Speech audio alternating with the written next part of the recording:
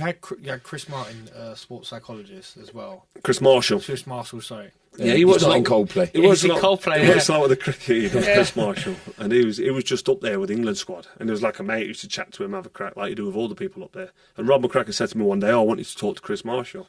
I went, "Well, what about?" He goes, "No, just talk to him, tell him about George and that." He says, "He's really good, like psychologist." I went, "I'm not asked about talking to someone about my fucking feelings in my head and that." And when you got hold of it, you took the piss out of me, didn't you? Well, that's what I was going to say. He was all over it. Yeah, I mean, I don't know how I think and felt about it. I can't really remember whether I would have genuinely thought it was a sign of weakness, but I thought, I'm going to try and make you feel like this is a sign of weakness. I don't think it worked, but that was... How did you think of it? Was you conscious that I might try and exploit this some way? Because I'm trying to exploit everything. Maybe a little bit, but you know what? The conversations I had, we didn't sit in a room with like electrodes falling off my head with your hand on something, and then you're talking deep. I was like on the watt bike, and I'm just burning a bit of calories off, just easy pace, just sweating like a lunatic like you do on them bikes, just chatting. And he's like, what annoys you when George Groves says something? I'm like, it's the context of what he says. Right, so when he says something and doesn't give you any respect, what do? You react emotionally, you let it bother you, instead of being logical with it. And he just taught me how the brain works, logic and emotion. And the amygdala, which is like the honing beacon for danger, that picks up the danger. And George Groves was the danger. And putting it in simple terms now, by the way. And if he says something, what I was doing is I was responding emotionally, like angry, pissed off, angry, hated him, wanted to knock his head off. Where now he said, you don't need to respond like that. If you just respond logically and smile and realise why he's doing it, he's trying to get inside your head, he's trying to cause all this reaction. There's no danger. Just put into there ain't any danger. It's not. And I was like, oh yeah. And you think he said that and explained how the brain worked and drew it on a bit of paper in the office for like the first. And then after that, we were just chatting to him on the watt bike. He said, how do you feel today? How do you feel after that spar? Like you feel a bit nervous going into the spar. How did you think it went with Chris Eubank and when I used to spar with Tony Bellew? I was like, yeah, it was all right, it was good. I was a bit nervous going in, but I just settled down behind the job. Not really deep conversations, just a friendly chat. But sometimes that's all you need, just to make your brain identify what's going off. When you don't understand how you're feeling and what your thoughts are. I spoke to a young kid yesterday, a 12-year-old, who was amateur boxing. He says, I'm always nervous. How do you get over it?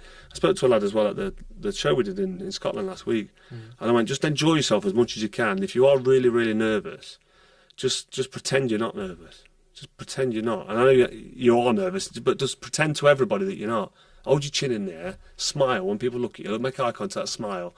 And as much as you're scared inside, as much as nervous as you are, just walk around like you're in the game. There's a saying, isn't there, fake it till you make it. So you're basically pretending not to be nervous. And then you'll get in there, you'll fight, you'll win, you'll do the business, you'll think, what was I worried for?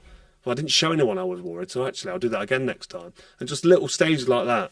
And that's the advice I give him. So with Chris Marshall, it was just a friendly chat, bit of banter, bit of piss take, but understanding how the brain works, and then just don't give George too much thought. Just did you hate let him do what he did. The first fight, I was fuming. It's ridiculous. Like, why did I hate him so much? He did piss me off. That yeah, you were good though. You did it, and he's such a good troll. Oh Still mate, is. yeah, proper troll.